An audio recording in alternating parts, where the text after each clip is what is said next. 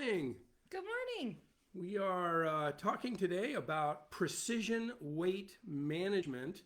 Count toxins, not calories. So that's our topic. What does that even mean? Well, it's kind of a totally different mindset and take on weight management. Typically when you think of losing weight, you think of, what my meals look like, how many calories are in them, how much fat. And this is really looking at the ingredients of your meals, what toxins are in them. But not just your meals. It's so much more than just your meals. It's your detergents. It's the makeup you put on your face. It's the shampoos you use. All those things can contribute to weight gain. And the stress in your life. Stress is huge. In fact, it turns out we've both gone through our program, and we do some interesting measurements on people. And what I found is that I'm incredibly healthy, except for one very specific area, stress management. I thought I was kind of a mellow dude. Well, it turns out, she'll tell you. I know he wasn't mellow. Turns out I'm pretty high stress. I'm like a long-tailed cat in a room full of rocking chairs all the time. And so, high stress brings high cortisol. High cortisol causes insulin resistance. Insulin resistance results in visceral fat. And so that's my major issue, because my lean body mass scores were good. My water body balance scores were good. My environmental toxin scores were because everybody's got some, right? But the biggest issue for me was apparently I'm stressed out of my mind all the time, and I didn't even know it. So, that was a very interesting thing that we uncovered. Other people we find, so one of the things we do is a body composition analysis. And everybody goes, oh, body fat, oh my God, what's my percent body fat? I don't care. We don't care what your percent body fat is. We care about your lean body mass, because that's your metabolic engine. And we care about the way your body distributes water intracellularly versus extracellularly, because that's a marker of inflammation and toxicity. And we go about doing things that improve those two things. And then guess what happens? When your metabolism is fixed and your stress levels are fixed and your toxins are fixed, your weight gets fixed. And so it's a completely different approach to weight management. And it's been super effective for people that we've put on the program. Yeah. Yep. Yeah, it's something we've been working on for about a year now. Yeah. You've been working on it a lot for a year now, but even longer. Yeah. Yeah. So it's finally coming to fruition. But for me, this really hits deep for me, because I do all the right things. I'm active. I eat right. I try to manage my stress. I take supplements. And yet, from about 38 to now, mid 40s, I've changed nothing. I've actually improved some things. And yet, I've gained, like 20 some pounds for no reason. And a lot of that I found has to do with toxins that contribute to the hormone disruption. I mean, naturally, as you age, your hormones do change, but there are ways to optimize your hormones. So things still work efficiently, and it allows your body to detoxify, because when your hormones are disrupted, so is your detoxification. Yeah, these toxins have names. We've all heard the name carcinogen, meaning they cause cancer. But some of these are endocrine disruptors, meaning that they disrupt your endocrine system. Some of them are called immune disruptors, meaning they disrupt your immune system. Some are called obesogens, meaning they cause obesity. And, people think, well, gosh, I just wish I had more willpower. Well, think about your life. What do you mean you wish you had more willpower? I mean, you run a family, you probably on top of that, you work outside the home, you take care of your kids, you probably do stuff for school, all the things that happen in life, and you manage it all. You're juggling all these balls, right? and you think, oh, if I just had more willpower, I could lose some weight. No, you don't need more willpower. You need fewer toxins that are driving your physiology into holding on to fat. Just sort of a simplistic way of thinking about it is, there's this idea, the solution to pollution is dilution. So we just pour all our bad stuff into the river and it goes into the ocean, it gets polluted and everybody's happy, except for no, right? Well, but that's the way the body responds. You have toxins in your system. And by the way, today, babies are born with almost 300 identifiable industrial toxins in their umbilical cord blood. So they're here, they're real, they're surrounding us. And these toxins build up in our tissues, and our body tries to dilute them. Well, one way they dilute them is we put on fat to dilute these fat-soluble toxins. Getting rid of the toxins allows your body to turn down the fat thermostat so that you're not carrying all the extra fat to dilute the pollutants. So we found it to be very powerful, and instead of focusing on, oh, I got to count the calories, or oh, I got to do this, it's no, we're gonna focus on clean, whole foods. We're going to focus on detoxifying, which often means a high-fat diet because these toxins are fat-soluble. So just like if you had water-soluble toxins, you would drink a lot of water to flush toxins out. Well, fat-soluble toxins, we need to have a lot of healthy fats, low, anti-inflammatory healthy fats to flush out these inflammatory fats and inflammatory toxins. So it's really kind of a whole different way of thinking about the problem.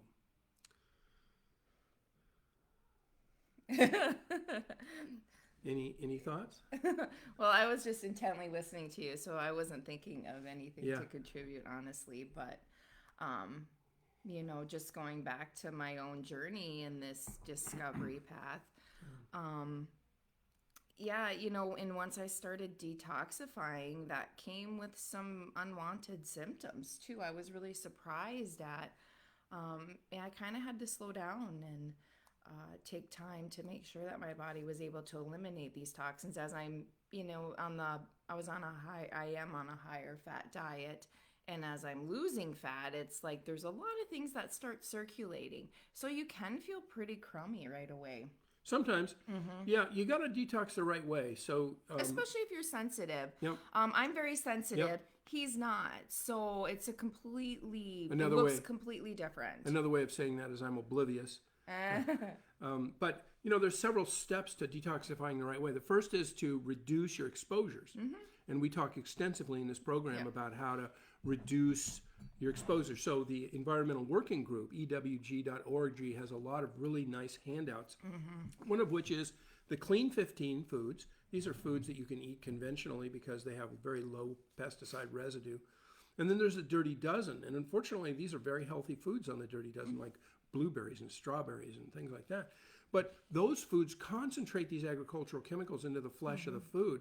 So we either have to avoid those foods or eat them organic. Or eat them organic, yep. Yeah, and so we recommend organic for that. And then, so you're reducing, and then there's lists of, healthy cosmetics and healthy house cleaning products and healthy, all those things to reduce your toxins in your environment. And then, let's see, can you tell me more about your high-fat diet?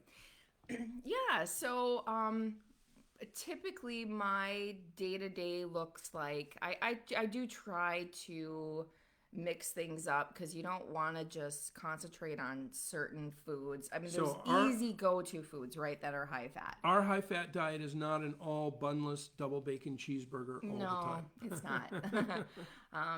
It's not a high-meat diet. I'm actually mostly vegetarian, but nuts are huge, like high-fat, like macadamia nuts. Those are great. I'll often do, I love tomatoes. I'll do tomatoes with an avocado, and then I'll actually put some nuts in the bowl too. And don't forget the olive oil. I love everything bagel, and then olive oil on top, or an oil. I like olive oil. Avocado oil is great too. Coconut oil is good too. I don't care always for the taste of the coconut oil, so I'm in more certain like, things it's great, but other times it's like I don't and want I eat butter. coconut flavored tomatoes. Yeah, I eat butter. But when I'm like cooking, let's say I'm cooking supper, I'll choose like a protein like chicken. But it's just a small like piece of chicken, like it's not half my plate or anything. And then, broccoli. In fact, it's about a quarter of the plate. Yeah. About a quarter. 3/4 vegetables, low carb vegetables. And then I'll quarter choose protein, a couple and vegetables, then lots of fat. maybe a sweet potato. So as you can see, there's carbs in there that I'm eating. And then again, I use a lot of seasonings. I love using herbs, and then those healthy fats. And I do like cheese. I try to be careful with how much cheese I eat, because I do know for me myself, if I eat too much, it does cause, like, I can tell it messes with my hormones. So Yeah. but though cheese is an easy go-to like snack, but I have to be careful that I'm not just grabbing cheese and meat, because then that's a highly processed diet, right? So Yeah. So but it's a whole. It's a whole herb food, right? It's not like a right. That's what I'm Twinkie saying. or You don't something. have to omit it. Yeah. But So it's the plate's going to look like 3/4 low carb-ish vegetables, maybe a sweet potato, which isn't exactly low carb, but it's still low glycemic index, and then 1/4 healthy protein. And so when I say healthy protein, I like all the buzzwords. So that's going to be organic, free range, grass fed, wild caught, all the buzzwords. And so that's what it's going to look like. And then in addition, you're going to take healthy oils like avocado, flax, pumpkin, olive, if I didn't already say that, and so on. And you're going to use a lot of that to QS, that's a chemistry term, to bring up the calorie count. So without enough calories, you're going to be hungry all the time, and you're not going to feel great. So Mandy, Yes. good morning. good morning. So those high-fat snacks, that's how I really help curb the cravings and the appetite. As soon as I have a handful of macadamia nuts, I don't have cravings anymore, because that fat really helps to, help you feel Helps with satis- satiety. Yeah. I was going to use that word, but I thought I'd just say satisfied. Yeah, well, satisfied is good too. Yeah, and I do most of my eating between, like, I take a late lunch usually at work, and then supper time. So I do fast for a big portion of the day. 16, more or less 16. 18 hours, So yeah. we recommend 16 hours of fast. Get all of your calories in an 8-hour period, and try not to eat within about 3 or 4 hours of bedtime. I failed at that last night, so it happens. Yeah, yeah. I mean, We're not perfect, Yeah. and we, progress over perfection, right? Progress over perfection. But this trying not to eat before bedtime idea has to do with two big fancy words, one called autophagy and the other called mitophagy. And these are how you clean house. So as we age, especially, young kids don't have so many, but old codgers like me, we have zombie cells, believe it or not. They're senescent cells. And these zombie cells are alive, but they're not contributing. So they're very much like zombies. And autophagy is recycling those cells, taking them apart and rebuilding new healthy cells. And mitophagy is doing the same thing with your mitochondria. And your mitochondria are where you convert your food into energy. And as we age, our mitochondria become less efficient. So mitophagy is helping your body build new, more efficient mitochondria to help you burn your food and make energy. And ATP is the fundamental currency of energy in the body. And without enough ATP, it's like trying to run a 100-watt light bulb on 40 watts or something. You're just dimmed down and nothing works well, including your immune system, your hormone system, your brain. You got brain fog? Probably has something to do with your mitochondria. So there's a lot to it. It's simple, but there's a lot behind it. All this mitophagy and detox and blah, blah, blah. There's a lot behind it, but it's quite simple and very effective. Mandy, I've been really struggling lately, especially since I've been so darn sick. Yeah. You too, huh? Tom's been really sick too. The past month, probably since right after Thanksgiving. He had a rough month. I was left unsupervised, and I ate too much meat all at once, and I got gout. And then I caught what I'm almost certain was pertussis, whooping cough. someplace or another. I'm immunized and took antibiotics, but nonetheless, that's been a multi-month thing. And then we were going to go skiing, and I hurt my back, so I had to lay on And he's pretty sure you had the flu. flu. You thought you had the flu because you had body aches, fever. Oh yeah, maybe. And then on top of it all. And then, oh yeah, Rebecca's the star. Yeah. Yeah, thank you, Rebecca. So I hurt my back, and then our grandson woke up in the middle of the night, and I went and slept with him, and I kinked my neck, so then my neck was hurt. And last night, I fell out of bed and stubbed my toe. You did. All of a sudden, I heard a big crash, and So yeah, life's exciting all the time. And you too, huh? Yeah, Mandy. Yeah. There's been a lot of people. It's kind of a rough run, so just nourish yourself where you're at. Have lots of broth and soup and comforting, nourishing foods, and that's a big part of this program too, is cultivating self-love and self-acceptance. Yeah. Like, we want to do these things because we care about our bodies, we care about our health.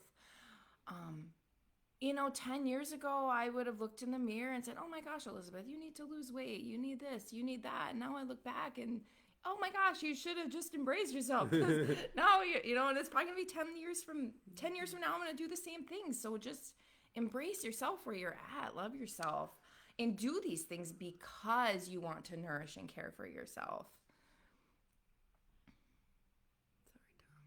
What is the program? Program is called Precision Weight Management.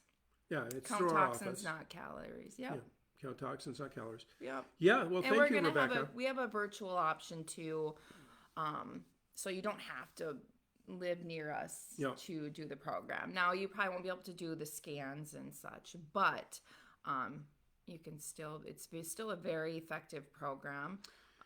And we're jumping the gun a little bit because our website for it isn't quite up and ready to go yet, but soon it will be. Yep. And we'll announce the website so you can go to it and look at it and stuff.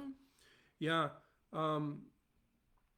Rebecca, you should write a little blurb about your story. But I think that's a big deal, what Elizabeth was just saying. She says this thing, and I always get it wrong, but I'm going to try, and then she can correct me. Don't change so you can love yourself. Love yourself and then see the change. Because we create so much turmoil about, I'm this, I'm too fat, I'm too hairy, my beard's too gray, my face is puffy. My face is puffy. I had to actually take my sweater off right before we went live because I was like, I look too red. Yeah. The turtleneck makes my face look fat. It's like, it's so silly, Elizabeth. But doing all that stuff actually raises our cortisol and it keeps us in fight or flight and makes weight management 100 times harder. So a big piece of it is, how do we cultivate that and this idea of self-love. And my bias is that all love is a manifestation of self-love, right? Because in order to love, you have to be love-able or lovable. So, it's more than just what do I eat. It's how do I think? How do I manage my stress? And then also, what do I eat? It's like in the blue zones, which I love the concept of the blue zones. They focus so much on the diet, right? And the diet is plant forward, not vegan or vegetarian, but plant forward. But a big piece that I think is missing from most people's understanding of the blue zones is the social connection and social interaction. And having a sense of purpose and place and meaning. Relationships. And relationships. And we're going into that next month. Yeah, next month is going to be all about relationships. Yeah, but this month is going to be about count toxins, not calories. All right, so probably should wrap things up. Probably should wrap things up over today. Yeah. So just go to ewg.org. EWG, Environmental Working Group, ewg.org, and look around. At the top, on the top bar, there'll be a thing that says Consumer Guides. Click on that. You'll see consumer guides about the toxins in your shampoo and in your soap and in your household cleaners and in your cosmetics. And you'll be kind of blown away. You know, phthalates, or they're preservatives, but they also carry fragrances. So if you use something that has a lot of fragrance, it probably has phthalates in it. BPA, right? We buy BPA-free water bottles and blah, blah, blah. We got one the other day and it said, no BPA intentionally added, because the bottle was partially recycled, right? Yeah. So they couldn't guarantee that there wasn't BPA in the recycled stuff. So no BPA intentionally added. That tells you how pervasive BPA is. Plus, BPA is in everything else. Just because it's not in baby bottles and water bottles, it doesn't mean it isn't in the wrapper of your food. So you get cellophane on, or whatever you call the plastic wrap stuff. That's got BPA in it almost certainly. Even like the lining of coffee cups that makes them waterproof, disposable water cups, that's got BPA in it. BPA is everywhere, and it's a known endocrine disruptor. So, and mine was off the charts. So and that's the other thing. We can measure these things, and we can measure these things remotely too, because it's just a urine collection. So even for people who aren't local, we can still do a measurement of these things if they're interested in. We do questionnaires to start, because the tests are kind of expensive, but questionnaires are still very, very good, and those don't cost anything. So, but your BPA was off the chart. Mycotoxins, you had a bunch of mycotoxins, which is interesting, because your son's mycotoxins were normal. And so that says, the other piece is, well, if we live in a toxic world, how come everybody doesn't have a problem with their weight? Because of a differential in how efficiently we detoxify. Those people who don't detoxify well are the people who tend to get chronic illness, whether it's heart disease or cancer or diabetes or obesity or blah, blah, blah. Yeah, or as we age, our hormones change, which have a lot to do with detoxification as well. So as we don't efficiently detoxify either as we age. Yeah. Hey, Mandy, thank you. And you're right. Yeah, I'm you too. kind of passionate about this, so it's So time we've got to to wrap up. We're going to talk about it for the month. So Yeah. every week when we do our live, we'll kind of have a different topic. Yeah, different take on this topic. All righty, you guys. Have a wonderful, wonderful day. Yeah. Bye-bye. Bye.